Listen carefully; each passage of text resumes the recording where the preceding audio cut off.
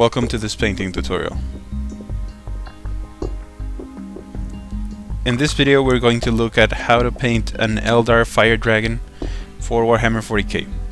This miniature uses vibrant light colors that are better used in thin layers. I used Liquitex drying retarder in most of my paints to allow smoother coverage and use thin multiple layers, especially on the yellow helmet.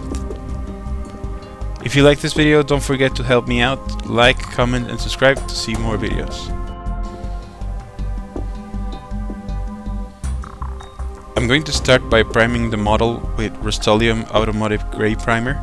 You can use any primer that you like, but this one is not made for miniatures, so make sure to use it very lightly. I'm going to use Wild Rider Red to base coat the whole model. And if you pay attention, you may see that the model has a little bit of the metal still showing beneath the primer. That's perfectly fine. You don't need to cover the whole miniature. It actually works better this way. And what I'm doing here as the first step, I'm just base coating the whole model. Because this time of the year is very hot where I live, I use Liquitex drying retarder on all my paints so that I could work with the paint a little bit more.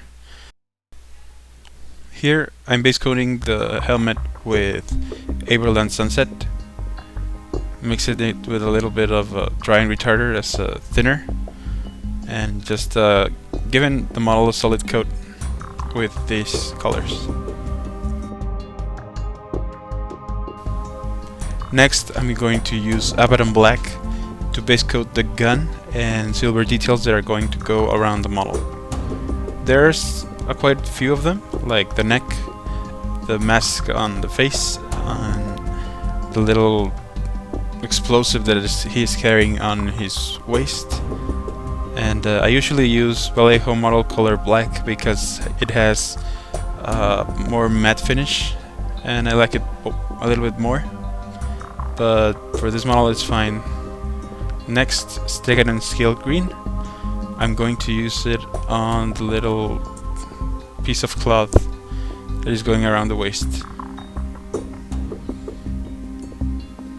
Next I'm going to use Mephiston red. With this color I'm going to base coat the eyes and the little stones on the side of the helmet. I painted the other stones with the Steagaddon scale green as well. Next I'm going to use Lead Belcher. With this color I'm going to base coat all of the metallic parts. There are very few. There is this kind of a metallic hose that is powering the gun, and around the helmet there are some metallic parts as well. Balthasar gold is going to be used on the head of the gun. And with that done, I'm going to start shading the model.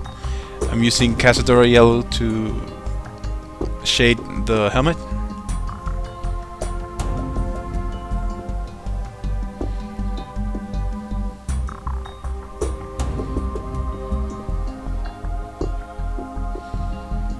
And the bodysuit, I'm going to use Carroburg Crimson. Make sure to shake well the little pots of wash before you use them, because it really does tend to separate, and you're not going to see a good result if you don't shake your washes before you use them. So just try to mop it all over the bodysuit, also the yellow. I really like the yellow wash. I think it gives a good shade. You can use Seraphim Sepia if you would like a more darker brown shade on your yellows. Here I'm using Agrax Earthshade on the metallics and on the head of the gun. Next, Wild Rider Red. I'm going to start bringing back the color on the armor with this color. Just use a thin mixture, and it's better to use various coats of this paint to bring back the color on the armor. And I'm using thin paints, thin colors to get a better transition. And the more coats you use, the better, smoother coverage you're gonna get. So we're basically trying to cover the whole bodysuit again, to leave the shade on the recesses and use it as a shadow color. Once that's done, I'm going to use Troll Slayer Orange, and this I'm going to use it to edge highlight the whole armor. This color is going to be used on all of the obvious edges on the armor plates.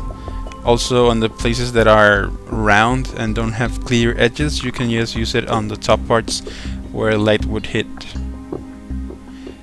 This color is not very different from the Wildrider Red. It serves as a base coat for the other edge highlight that I'm going to do afterwards.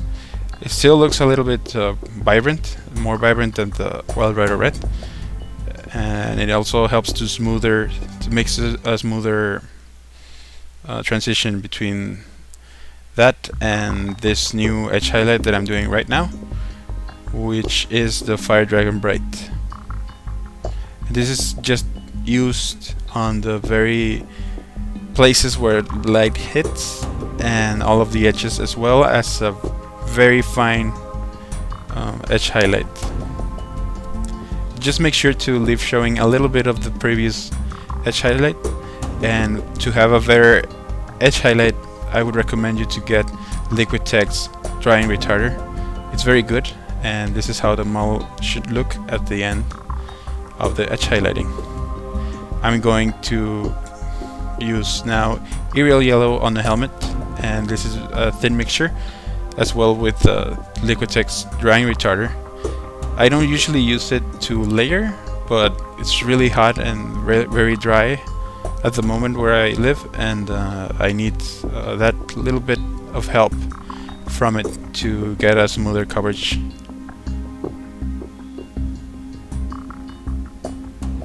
The helmet needed about 3 or 4 coats to get a smooth finish, and next I'm going to mix the Yriel Yellow with white to give the first edge highlight to the yellow. As well as with the Troll Slayer Orange, you don't have to be super specific, just give an edge highlight on places where light hits and all of the edges of the helmet. And we're going to give a second edge highlight with just pure white, but this is going to be a very fine edge highlight and leave a little bit of the previous yellow showing, and on the very most sharpest edges of the helmet.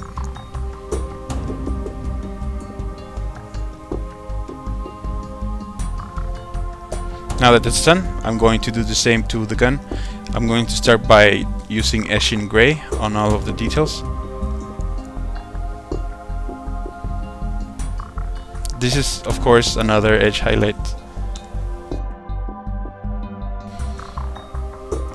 So edge highlighting, it's a little bit difficult to get used to, but once you nail it down, it's very easy to do, and actually I do enjoy edge highlighting some of the colors. I don't really like edge highlighting black, but it looks good. Next I'm going to use Dawnstone, and I'm going to do the same as the others, just give a finer edge highlight to these places. And what I was saying is that it's a little bit difficult to get used to, and the paint really dries very fast on the tip of your brush, so I would recommend you to keep washing it every couple minutes, every minute if you can. Just to have new paint all the time on the tip of the brush so that it doesn't dry on you. Next I'm using Iron Breaker to highlight the metallic parts. Also the Liquid Tech's Drying Retarder, or any drying retarder that it's liquid, you can use it to edge highlight, and that'll extend the life of the paint and keep it liquid as most time as possible.